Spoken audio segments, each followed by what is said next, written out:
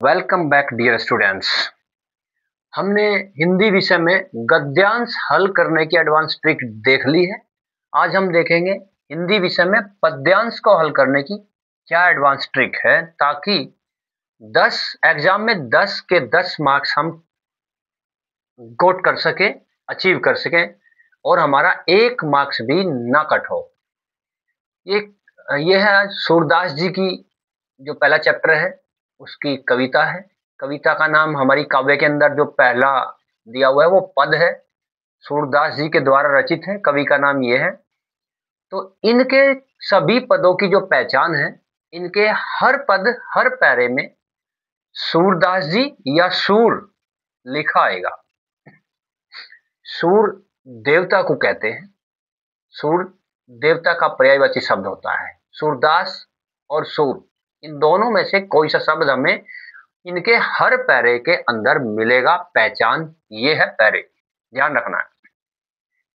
अब ये क्वेश्चन दिए हुए हैं, 5 क्वेश्चन है, 2 मार्क्स के, टोटल 10 मार्क्स का ये आएगा, 10 नंबर का। देखते हैं बिल्कुल आसान तरीके से। पहले इसकी व्याख्या देखते हैं। ध्यान से देखना, ध्यान से बिल्कुल सुनना। चरण कमल बंदो हरिराई। चरण कमल, यहां पर रूपक अलंकार का प्रयोग हुआ है, क्योंकि जो चरण है उनकी तुलना कमल के समान की, यानी कमल का रूप दिया है। चरण कमल से अगर हो तो उपमा अलंकार है, और अगर चरण कमल है तो चरण रूपी कमल है तो रूपक अलंकार है। तो यहां पर रूपक अलंकार है। चरण कमल बंदो हरिराई। सूरदास जी श्री कृष्ण जी के चरणों को कमल रूपी बता रहे हैं और कह रहे हैं बंदो हरिराई। हरिराई माने श्री कृष्ण जी के चरण, जो कमल रूपी चरण है, उनकी मैं वंदना करता हूं, उनको नमस्कार करता हूं। जाकी कृपा, कारण क्या है कि जाकी कृपा, जिसकी कृपा से, यानी उनके चरणों की कृपा से। जाकी कृपा, जिसकी कृपा से पंगु गिरी लगे। पंगु मीन्स होता है लंगड़ा व्यक्ति, गिरी होता है पहाड़ या पर्वत को, लंघना मीन्स होता है लांग देना उसको। जाकी कृपा, जिसकी कृपा से लंगड़ा व्यक्ति पहाड़ को लांग देता है।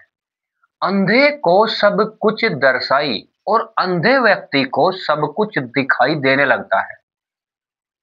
बहिरो सुने, जो बहिरा व्यक्ति होता है, बहरा, उसको सुनने लग जाता है जब श्री कृष्ण जी के कमल रूपी चरणों की दया होती है।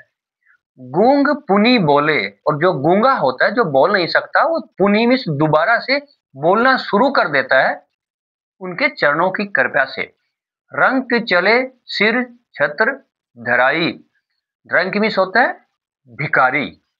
भिखारी चलने लग जाता है जब उनकी चरणों की कृपा होती है, तो भिखारी भी चलने लग जाता है। सिर छत्र धराई, सिर पर छत्र लेकर, यानी राजा की तरह, यानी राजा बन जाता है। सूरदास स्वामी, बोर्ड में आया हुआ क्वेश्चन है कि सूरदास स्वामी में कौन सा अलंकार है, इसमें दिया हुआ भी है, ये बोर्ड में आया हुआ है कई बार। सूरदास स्वामी, ये सूरदास के जो स्वामी हैं वो करुणामय है, दयालु है।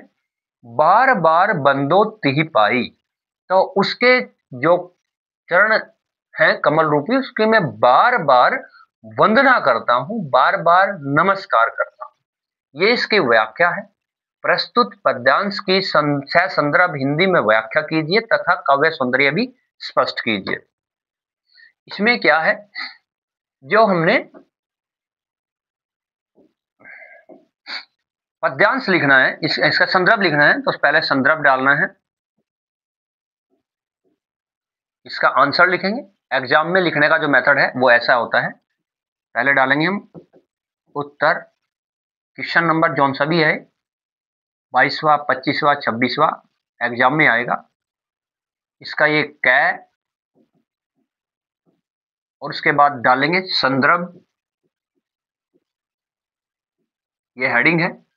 इसके बाद से संदर्भ को लिखेंगे। जस्ट आप केवल कविता का नाम और इसके कवि का नाम भी लिख सकते हैं। अगर संदर्भ लिखना है तो सही तो तरीका यही है, संदर्भ प्रस्तुत पद्यांश हमारी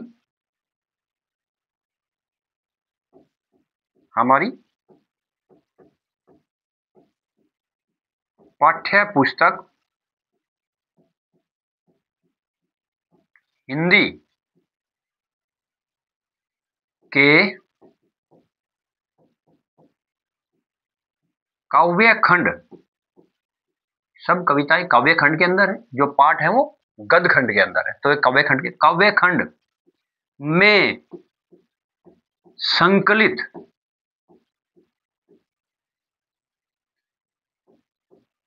श्री सूरदास जी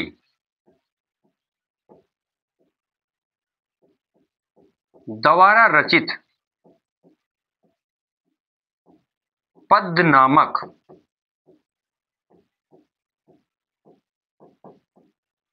शीर्षक से लिया गया है। ये आप फेयर नोटबुक में लिखेंगे इस तरह से। ये हो गया इसका संदर्भ। प्रस्तुत पद्यांश हमारी पाठ्य पुस्तक हिंदी के काव्य खंड में संकलित सूरदास जी द्वारा रचित पद नामक शीर्षक से लिया गया है। किसी भी कविता का होगा तो हमने क्या करना है, यहाँ पर उनके कवि का नाम डालना है और यहाँ पर पद की जगह उनकी कविता का नाम, बाकी सब रहेगा एज इट इज सेम रहेगा।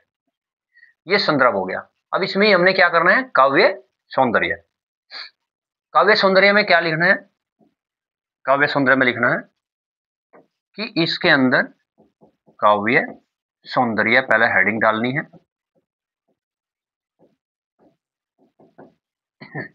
इसमें भाषा कौन सी प्रयोग हुई है, भाषा ध्यान रखना, जिन कवियों ने श्री कृष्ण जी की महिमा की है और उन्हीं के ऊपर अपनी कविता लिखी है, जैसे मीराबाई जी है, बिहारी जी और ये श्री सूरदास जी हैं, इन सबकी भाषा ब्रज थी। और जिन्होंने श्री रामचंद्र जी की महिमा की है अपनी कविताओं में, उनकी भाषा अवधी थी। उनकी भाषा क्या है, अवधी, तो ये ब्रज भाषा है। और अलंकार का प्रयोग इसमें किया गया है, चरण कमल रूपक अलंकार और सूरदास स्वामी और बार बार बंदो, इसमें अनुप्रास अलंकार का प्रयोग किया है। रस कौन सा है, रस है भक्ति रस। ये इसमें ये फर्स्ट क्वेश्चन हमारा कंप्लीट हुआ। अब क्वेश्चन नंबर है सेकंड, रेखांकित अंश की व्याख्या कीजिए। रेखांकित अंश की व्याख्या कीजिए। इसमें जो रेखांकित अंश है वो ये दिया हुआ है बोर्ड के अंदर एग्जाम में। तो हमने क्या करना है, हमने पहले हेडिंग डालनी है रेखांकित अंश की व्याख्या, ये वाली हेडिंग डाल देंगे।